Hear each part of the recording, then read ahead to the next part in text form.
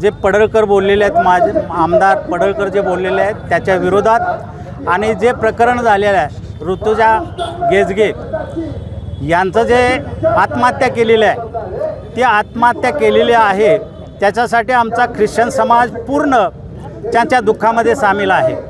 पूर्ण ख्रिश्चन समाज त्यांच्यासाठी प्रार्थना करतोय।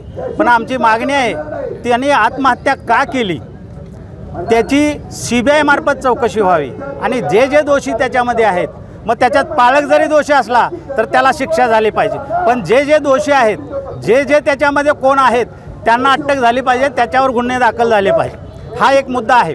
आणि दुसरा जे पडळकर आपल्याला बोललेले आहेत, जे आमदार पडळकर इथं येऊन बोलत आहेत त्यांचा सैराट करणारा आहेत, सैराट करणारा आहे, संविधानानं दिलेलं त्याला पद आहे आणि तो जो बोलतोय सैराट करणारा आहे, सुपारी देत आहे, बक्षीस ठेवत आहे, 5 लाख देतो, 3 लाख देतो, 4 लाख देतो, 1 लाख देतो, ह्याला कुणी अधिकार दिला?